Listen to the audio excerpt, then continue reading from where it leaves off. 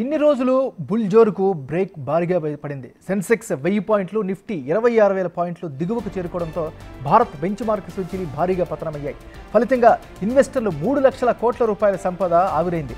అంతర్జాతీయంగా Hezbollah, Israel యుద్ధ పరిస్థితులు, అదేవిధంగా ఎఫ్ఎల్ఎల్ చైనా మార్కెట్ల వైపు దృష్టి సారించడం భారత స్టాక్ మార్కెట్పై తీవ్ర ప్రభావం చూపించింది.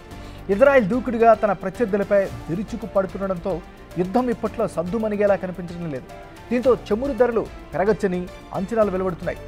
బీఎస్ఈలో అన్ని లిస్టెడ్ కంపెనీల మార్కెట్ క్యాపిటలైజేషన్ 2.73 లక్షల కోట్ల నుంచి 475 కోట్ల 2 లక్షలకు చేరుకుందంటే పరిస్థితి ఎంత దారుణంగా తయారైందో అర్థమవుతోంది.